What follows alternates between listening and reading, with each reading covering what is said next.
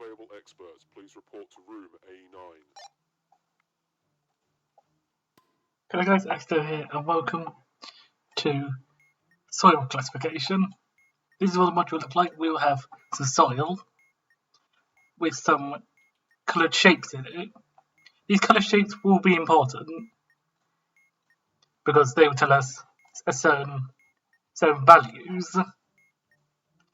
And the aim of this module is to classify this soil as one of these different types, basically, from clay to silty clay to loam to just silt and sand. So let's just get started with this. First, like I mentioned, we're going to figure out what these shapes actually mean. So the number of batteries, which is 1, tells us which column to use here. In this case, it's the second column. This will tell us which of the shapes correspond to the sand, silt, and clay shapes, basically. So let's count the amount of blue triangles, yellow circles, and green squares, respectively. So the amount of blue triangles we have is 5. 1, 2, 3, 4. Yep, 5.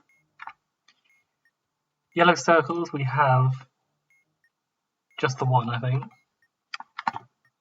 And green squares we have 2 of. So now we have these values. We're going to calculate 2 of the percentages, sand and silt, and then use those to calculate the clay value. So, starting from 0%, we're just basically going to add each of these percentages every time we see Emergency cleared. All personnel, please return. You see a corresponding thing for that item, and you do it every time it appears. So, for sand, the amount of pairs of batteries we have is none. We have no RG ports either. We only have a serial port. Sand shapes, there are 5 of them, so we're going to be adding 13 times 5 for the sand percentage. DVID ports, we have none. Under indicators, we have 1, so we're going to add 4 onto that. And then clay shapes, we had 2, so we're going to be subtracting 4 off of that. Then the silt percentage is the same thing, but with slightly different rules. So D batteries, we have 1, so we're going to add 7. We have no RTA ports. We have 1 silt shape, so we add 12. Parallel ports, we have none. Lead indicators, we have 2, so we're going to add 8. And then we're going to be subtracting 8. Yeah, we're going to be subtracting 8 for the clay shapes. So taking these 2 values, we get 65 and 19. And then to get the clay value, we just take 100% minus these 2 values. So 100 minus 65 minus 19, we get 16. Thankfully, we got 3 positive values here. In the case that you end up getting a negative value for the clay percentage, we will do this rule. We would multiply the clay percentage by -1. So say we got 2 numbers and then like -6 as the clay one. We would multiply the clay by -1, so we get 6. Then we subtract the new clay percentage from the other 2 values, so we would get this number -6 and this number -6. Then if all 3 percentages are now positive, we want to step 4. But if in this case, this also causes negative percentages, you subtract the negative ones from the largest percentage, and then anything that was negative is now 0. So we don't have that in this case, so we just have 3 values, 65, 19 and 16. So what do we do now? This is why I have this graph here. It's the same graph as you see down here, And we now have to cross-reference the three percentages on this graph and see which region it lands in. You basically draw a line in the same direction that the numbers are pointing on each side. So for silt, we're going to be going down this way. Sand, we're going to be going up this way. And for the clay, we're going to be going across this way at the respective values. So the sand percentage is 65, so that's pretty much here. So we can draw up here. This silt value was 19, which is just before the 20 year. Draw that all the way down here. And finally 16, which is just above halfway between the 10 and the 20. And you know if you've done it right if you get a point where they all converge, which is here, which gives us our answer, sandy loam. Not to be confused with loamy sand. So we select sandy loam, and we get a self-module. Let's do another example. So in this case, this is really loaded up 2 bombs because now we have different edge work for this. So we now have different values for sand, silt, and clay. So in this case, the number of batteries we have this time is 4.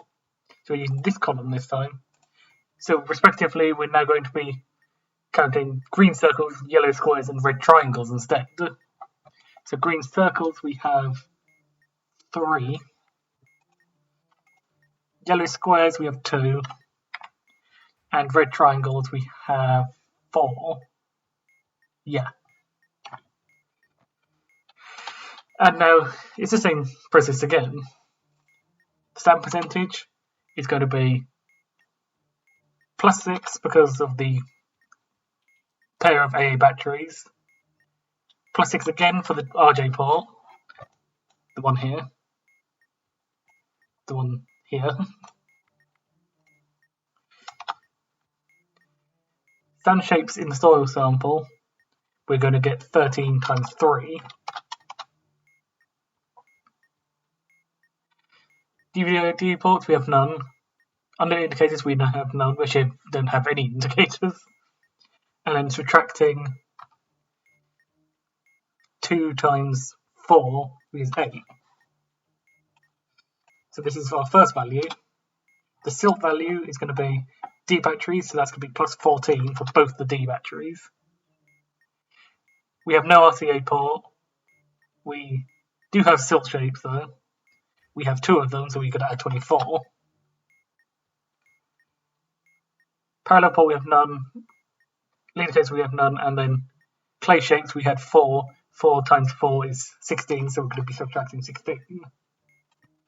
So our values this time are 43 and 22, which we can be pretty confident that we're going to actually get a valid number after this.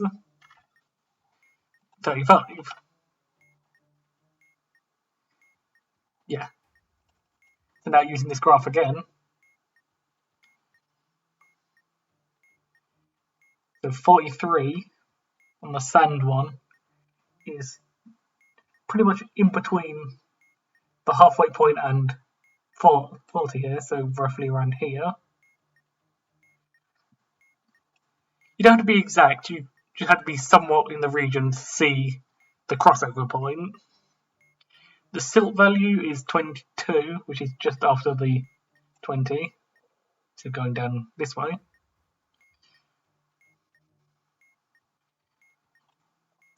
And then, if we've done this right, 35 is the clay value, where you get a crossover point here. So in this case, our soil sample here is clay loam. We select this, press submit, and we get another sub-module.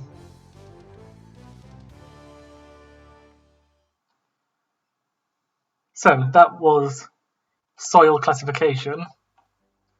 I feel like the hardest part of this is definitely knowing how to work this triangular table. Just remember, the way that the numbers are pointing tells you which way to read each side of the graph. And you know if you've done it right if you get sort of a single point where they all line up. Just a note, if you get 0 for any of these, you just basically follow the side of the triangle down. So if you end up getting like 0 and 0, you might end up being like, you got 0 here,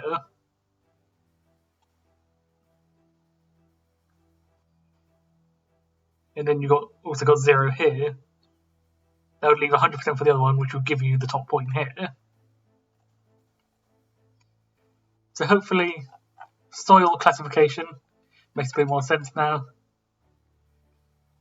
Just basically, in short, find what the shapes are, find these 2 percentages, subtract these 2 percentages to get the clay percentage, do some extra stuff if needed, that being make the clay percentage positive, subtract this value from the other ones, and then if that still creates negative values, they become 0, and the large percentage loses the extra parts of the negative ones. So, hopefully soil classification makes a bit more sense now, and I'll see you guys in the next tutorial. I'll see you later.